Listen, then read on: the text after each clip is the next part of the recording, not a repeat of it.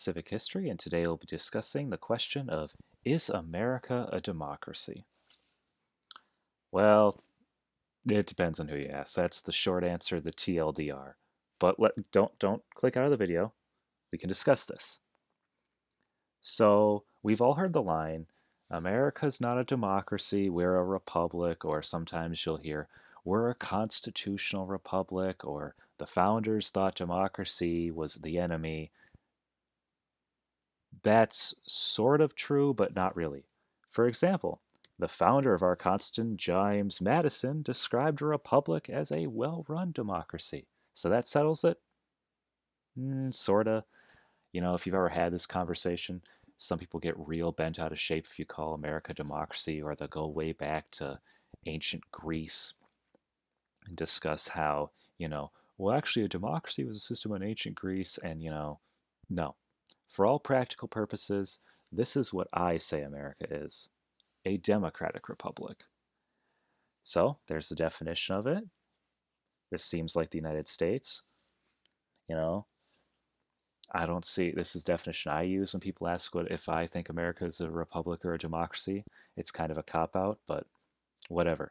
The other phrase that I think is the best way to describe America is what's known as a liberal democracy, which is a democratic republican state built on the principles of classical liberal thought.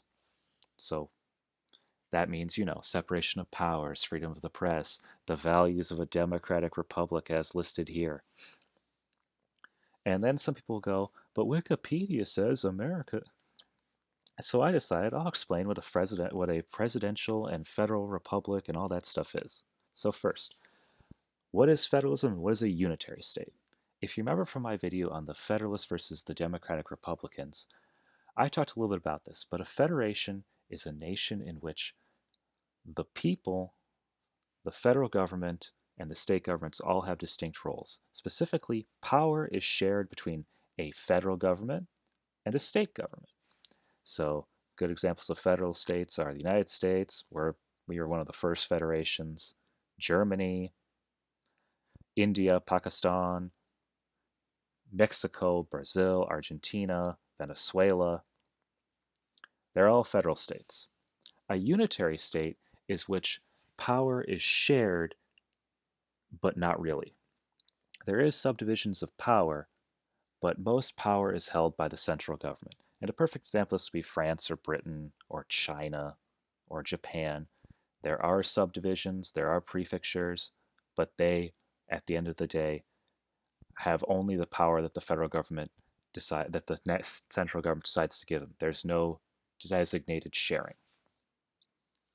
So first we'll start with some other types of liberal democracies. There's a semi-presidential republic, in which the power is shared between a prime minister and the president. Charles de Gaulle described this as a chauffeur-driven government when he developed the Fifth Republic of France. So that's why I use them as an example. You have President Macron, and I can't remember what the prime minister's name is. I have a picture of her here.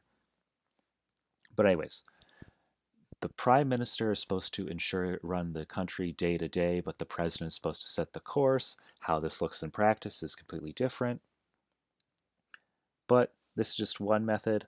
I have a kind of a liking of semi-presidential republics. I think they're very interesting. Next is the Parliamentary Republic, where executive power is held by the legislator, Parliament, with a mostly ceremonial head of state. This is not like Britain, because Britain is a constitutional monarchy, and I have a thing about that later.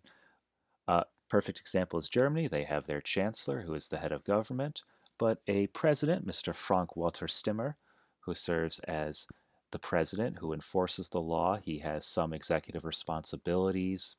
However, he does not serve as the official head of government. That is Chancellor Olaf Scholz. There are presidential republics like the United States or Brazil, in which the president is in charge of enforcing the law. However, he does not get to create it like a prime minister would.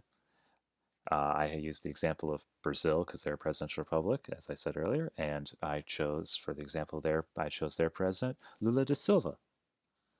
And then there's the constitutional monarchy, which or some people call them crowned republics, in which executive power is held by the prime minister and parliament.